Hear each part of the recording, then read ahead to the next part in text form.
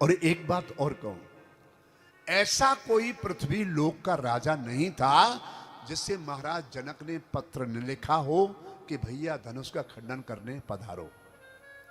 केवल दशरथ जी को पत्र नहीं लिखा था, दशरथ जी को नहीं बुलाया था। हाँ, नहीं बुलाया था। क्यों नहीं बुलाया था? उसका कारण था।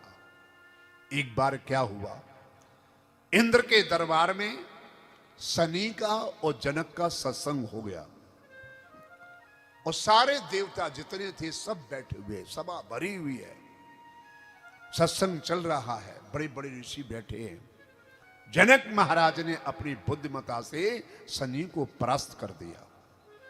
देवताओं के दरबार में जब शनि परास्त हुआ, अंदर ही अंदर तड़फ गया। ठीक है जनक, इसका बदला मैं जरूर लूंगा। देवताओं के दरबार में महाराज जनक को जयमाल पहनाई गई, उन्हें सम्मान दिया गया, पदक दिया गया। महाराज जनक अपनी जनकपुरी में लौट के आ गए। दो राजा ऐसे थे, राजा दशरथ और महाराज जनक, जो प्रतिदिन देवताओं के दरबार में जाया करते थे। आदान प्रदान होता था, जब भी चाहे देवताओं को वो बुला सकते थे और जब भी चाहे महाराज दशरथ और जनक उस दरबार में जाया करते थे। जैसे ही महाराज जनकपुरी में पहुंचा, शनि क्रोध के मारे तिलमिला रहा है। महाराज जनक अपनी पुष्प वाटिका को बहुत प्यार करते थे, बहुत ज्यादा, बहुत प्यार करते थे। उसमें फूल जो खिलते थे, वो जो फूल खिल गया वो मुरझाता नहीं था। और देवताओं के दरबार में अप्सराएं आती थी। रोजाना अप्सराएं अपनी अपनी टोकरी लेकर के पुष्प वाटिका से फूल चुन चुन के भर के और रोजाना देवलोक को ले जाती थी। ये पुष्प वाटिका की विशेषता थी, प्रतिदिन का काम था। इसलिए नारी प्रवेश था, पुरुष प्रवेश नहीं था। मान लो अप्सराएं आती हैं, कोई पुरुष बगीचे में चला जाए और किसी अप्सरा के साथ में कुछ गलत व्यवहार हो जाए, इसलिए नारी प्रवेश, पुरुष प्रवेश निषेध, ये वहां का धर्म था। तो शनि एकदम गुस्से में, क्रोधित में आग बबूला और जनकपुर के ऊपर आया और उनका, तेरी सबसे प्रिय ये पुष्प वाटिका है ना, तू इसको ज्यादा प्रेम करता है। और शनि ने जैसी कुदृष्टि डाली, पूरी वाटिका जल करके राख कोयला में बदल गई। पूरी खंडर कोयले, काला काला चारों तरफ। शनि चला गया जला करके। महाराज जनक को जैसे ही पता लगा, याज्ञवल्क्य जी को बुलाया गया। गुरुदेव अब क्या करें? राधे राधे। इसलिए जीवन में गुरु होना बहुत जरूरत है, बहुत जरूरी है। कभी जीवन उलझ जाए, कहीं संकट में फंस जाओ, तो तुरंत गुरुदेव से आके निवेदन करो, जाके कहो गुरुदेव ऐसी बात हो गई, अब हमें क्या करना है। कोई न कोई मार्ग जरूर निकलेगा और आपकी रक्षा होगी, जीवन बच जाएगा। तो गुरुदेव विराजमान हैं। जनक जी ने कहा, गुरुदेव आप जानते हो मैं पुष्प वाटिका को कितना प्रेम करता हूं। आज 7 दिवस हो गए मैंने अन्न जल भी ग्रहण नहीं किया है, मैं क्या करूं, क्या करूं? गुरुदेव ने कहा, एक उपाय है। कच्चे तागे से, कच्चे घड़े में जो कुआं वाटिका में है, उसमें से पानी निकाल करके जो बगीचे में छिड़क देगा, बगीचा पुनः हरा भरा हो जाएगा। बिना पकाया हुआ घड़ा मिट्टी का और कच्चा तागा, कलावा जो हाथ में बांधा जाता है। इतनी बड़ी प्रतिज्ञा रख दी। अब उन्होंने संदेशा सारे पत्रों को सबको भेजे, आप लोग पधारो, ये काम करना है। बहुत राजा आए, धर्मात्मा आए, संत आए, महात्मा आए, गंधर्व आए, यक्ष आए, देव आए। सबने जैसे ही प्रयास किया, कच्चे तागे में बांधते तो घड़े के वजन से या तो तागा टूट जाता, अगर धर्म का बल लगाते तो घड़ा जैसे ही पानी में जाता, हिलाते, उस पानी में पहुंचते ही मिट्टी का घड़ा बिखर जाता, खत्म, तागा केवल बचता। पानी कोई नहीं निकाल पाया। ये क्रम करते करते 3 महीना बीत गया। नहीं हो पाया। याज्ञवल्क्य जी से कहा जनक जी ने, उन्होंने अन्न जल ग्रहण नहीं किया, पड़े पीला शरीर हो गया है, इससे अच्छा तो मैं मर जाऊं तो ठीक है, क्या फायदा जीवन का। तब याज्ञवल्क्य जी ने कहा एक उपाय है। मैंने देखा कि सब राजा आए, लेकिन अवधपुरी नरेश राजा दशरथ नहीं आया है। धरे में धुरंधर नपे मुनि ज्ञानी। कैसे हैं राजा दशरथ? धर्म धुरंधर, देवताओं में अर्ध सिंहासन सुरपति देहि। जब भी स्वर्गलोक में जाते हैं आधा सिंहासन इंद्र देवता छोड़ देते, बिठाते हैं, बगल में बिठाते हैं। एक बार एक पत्र लिखो, आप दशरथ को लिखो जी। पत्र लिखा गया। महाराज जनक ने 2 धावन भेजे, ये पत्र महाराज दशरथ को अयोध्या में दो।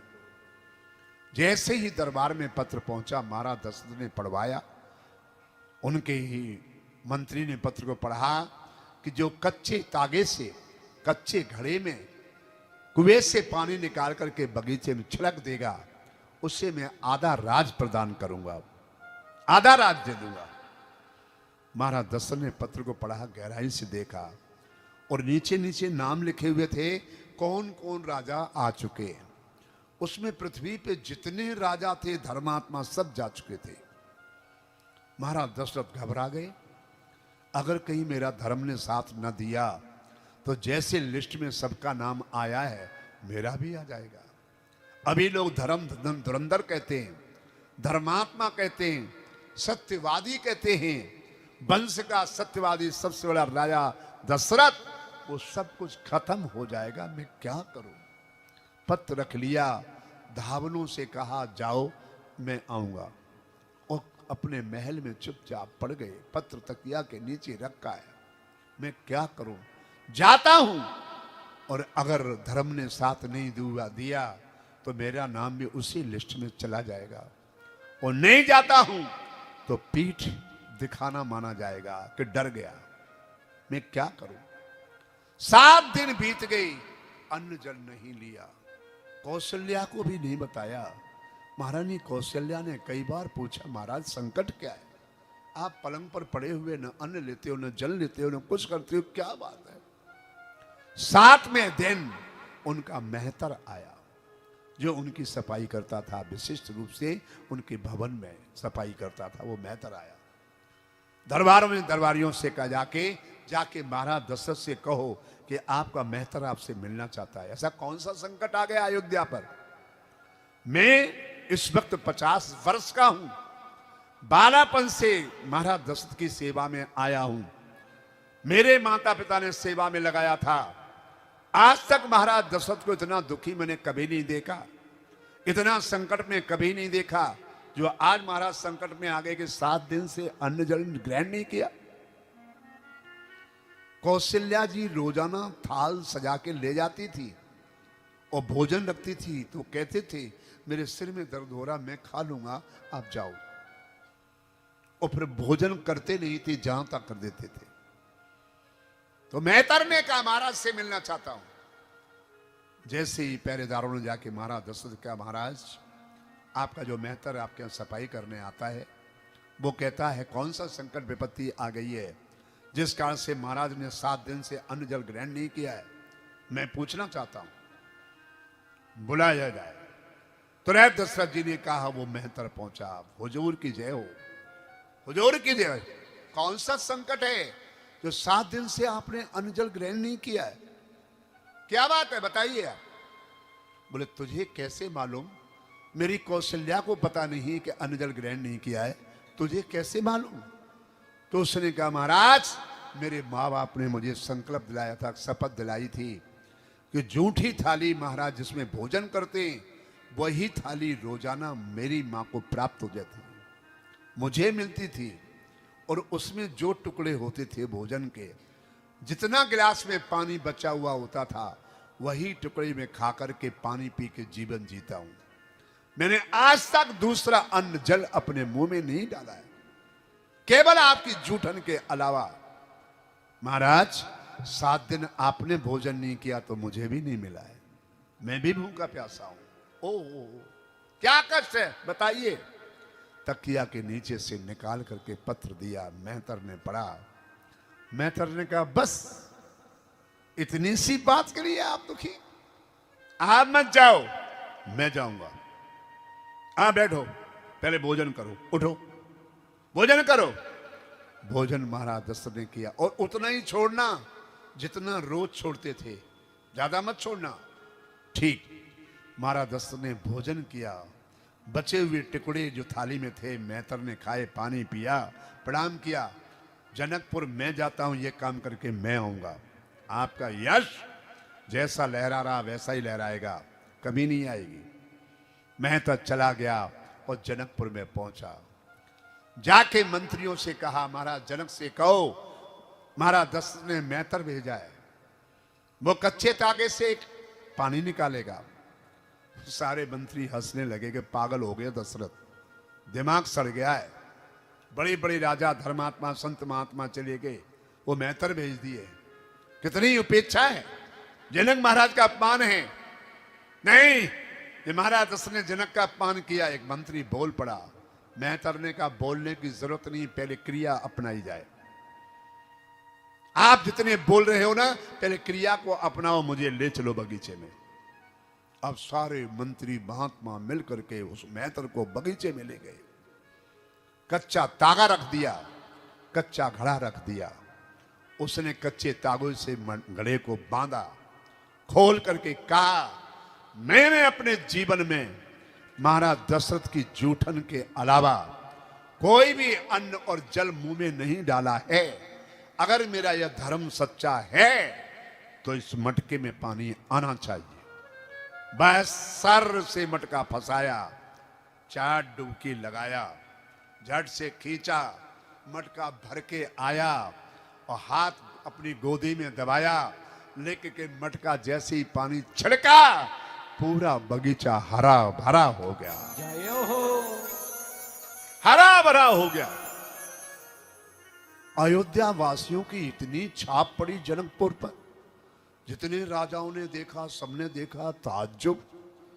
जिसका मेहतर इतना धर्मात्मा तो राजा कैसा होगा। अब जब धनुष खंडन का समय आया तो महाराज जनक ने सोचा कि मैं चिट्ठी किसी भी कीमत पर दशरथ को नहीं भेजूंगा। मैं नहीं भेजूंगा कि धनुष तोड़ने के लिए आप किसी को भेज दो। अगर उनने कहीं मेहतर भेज दिया और धनुष का खंडन कर दिया तो क्या सीता का विवाह मेहतर के साथ होगा? मैं नहीं भेजूंगा। तो महाराज जनक ने दशरथ जी को कोई चिट्ठी पत्र कोई खबर नहीं दी थी।